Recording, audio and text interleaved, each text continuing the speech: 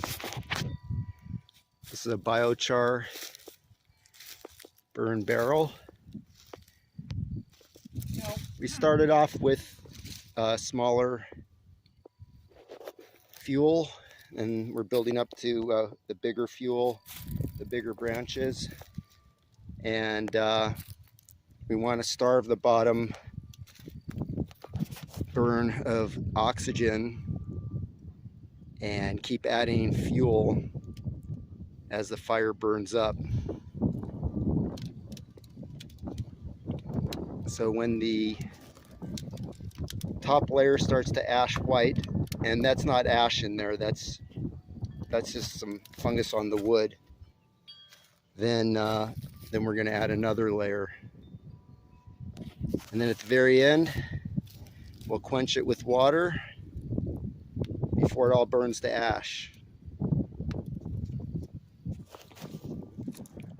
So we had a huge pile of fuel here, and we don't have too much more left, so it looks like we'll be able to get about, this is a 55-gallon drum, and it looks like we'll probably be able to get, maybe about 40-gallon high of biochar.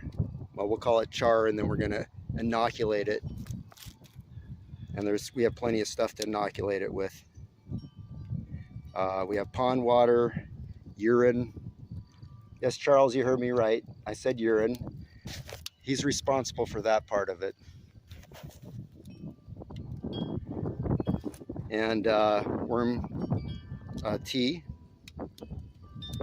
Plenty of different things. We have lots of different inputs to inoculate the char. So this is going to be our biochar. We're going to add it to our holes here that we've dug for our berries. There's our new berry trellis right there. All right, so we finished the biochar process, and we made sure and quenched it really well with water. You don't want to accidentally leave some smoldering going on, or you might end up with complete ash the next day.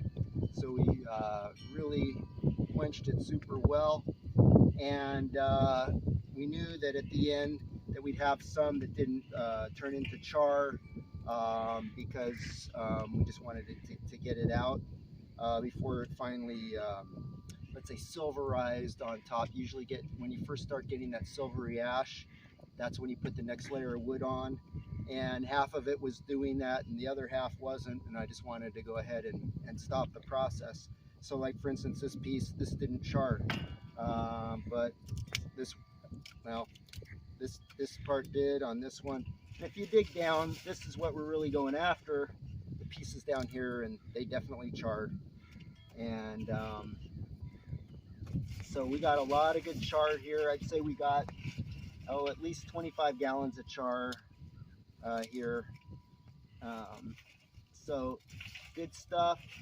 What we're going to do with it next, see, this is just char. What we're going to do with it next is we're going to let nutrients soak into it. We're going to make probably a combination of some compost tea and urine, and also I've been making some just general nutrient water with plants and so on. And then we're also going to mix it into our chicken coop and let the chickens manure it a little bit and put it in our compost piles, and that way it's going to inoculate the biochar. And then we're going to mix it in our soil here, and this soil, I'm going to call it soil, but it's really sand, and the biochar is going to hold 7 times its weight in water, and it's also going to provide more tilth to the soil. So we're really excited about remediating this sandy soil and making it more of a sandy loam. So that's it on biochar. I can hear it kind of breaking as I'm digging down here. It's just, it's just, you can hear it breaking. So that's good char. And this should just wash right off my hand. You know when it's char, when it just washes right off your hand, it doesn't stain your hands. So we have a lot of good char in there, and there's some others that aren't, and we're going to use this for fuel for the next biochar burn. And that's it. All right, so now we've collected biochar, and there's a lot more than this, but that's just some of it. And what I'm doing now is I'm inoculating it. So in this picture, I have the inoculant. In this case, it's urine, but we also have the David the Good swamp water, a bunch of barrels of swamp water over there. But we're not going to be using the swamp water right now. In this case, we're doing urine. And so one way to make a really quick small batch of inoculated biochar for the, let's say this would be great for the backyard gardener or homesteader on a smaller scale, is to use one of these Ninja blenders. Gosh, I think they're only about 40 bucks or so. They used to be more, but anyway, it's just an old blender, and I use it for composting. And I've had some other videos where I'm getting things prepared for. This is what I do to prepare the food for my worm farm, and it just breaks up the surface area. So what I'm doing here is I'm going to grind up this biochar very easily. I already poured in the inoculant, and that's gone into this Ninja. And see that the pieces right here, these are pretty good size, and they're just going to go in there and put the top on. And then I'll show you the final product. This one I did last night. I only had time to make a little bit, but this is perfect size biochar. This is exactly what you want, because the microorganisms that will inhabit the spaces, the caverns in the biochar can only go maximum maybe, from what I've read, maybe a millimeter or two. And so the perfect size is maybe the size of a grain of rice. And that's exactly what this is. And so perfect size, perfect surface area for the bacteria that you're trying to house.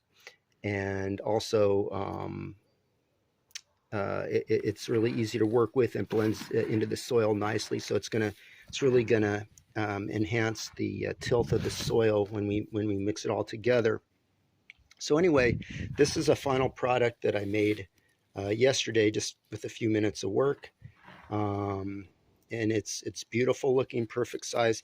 So anyway, what I did is I put in the larger pieces of charcoal, and I'm gonna just put the top on, and you don't have to blend that long.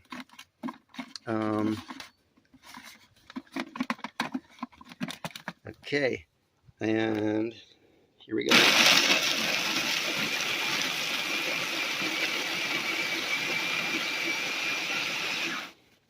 And we'll check it out. 90% of the time, everything's being ground up pretty nicely. And there you go. Perfect. So then, and it's pretty dry here. I don't have to drain out too much fluid, although I do just in case, because I don't want soaking wet biochar. Although when I put in the potting soil, it's gonna, yeah, look at this. I really don't need to drain that out. That's just about perfect. So that's probably the last step before incorporating this into soil or a potting mix. And I might have a final video on that. But this goes from start to finish. And now I've got easy, perfect biochar. And by the way, the burn barrel that I used, no special alterations. I didn't have to drill holes all the way around. I didn't have to have a separate retort for inside the barrel that burns lesser amount of biochar. I just stacked the wood in a wood barrel, added it as needed. in a burn barrel, add it as needed, and voila, it worked perfectly. So you don't have to, they sell expensive biochar kilns, and you don't need that. You just need a burn barrel for 10, 15 bucks, sometimes $5, you see, or free. And you can make a ton of biochar. Again, this is perfect for the homestead or a backyard gardening operation. And so what I'm going to do with some of this is I'm not going to inoculate it. I'm just going to get it into more workable size. It's like, right, that's just too big. So what I'm going to do is I'm going to grind it up, and then I'm going to use it to get those little guys in their pen, and get them to poop in the pen. The biochar gets inoculated automatically. It cuts the smell down, cuts disease down, adsorbs a lot of the nutrients, as well as maybe some of the toxic materials to these birds.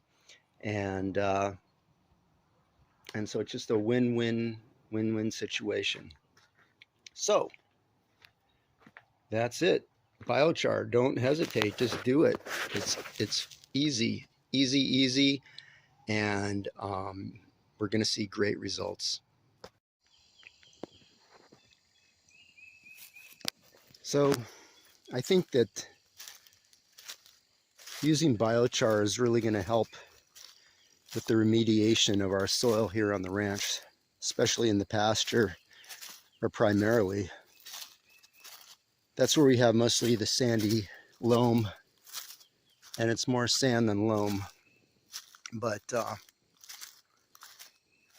I think it's going to give it some body, some tilth, and it's going to help retain moisture. And both of those things are highly needed with that soil out there in the pasture. And then the addition of, whenever you put water out in the soil, now you're going to be able to bring in the microorganisms. And the mere fact that we are inoculating the biochar with microorganisms, they're preset to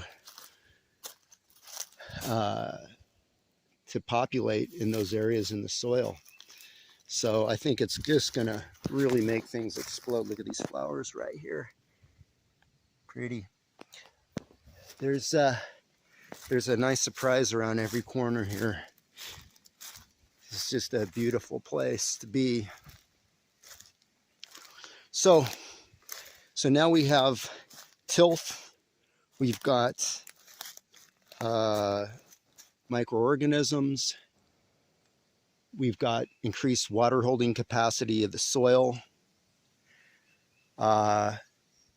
It's just like the one missing link that I've been looking for, and I've been wanting to work with biochar for a long time, and now we can. So so I'm excited about that. And so I think the key to this video is to have people realize that you can get analysis paralysis, and you can research how to make biochar for 10 years and never make any. And the point being is that it's with anything that you do in life, is just it's okay to research it, but just get out and start doing it.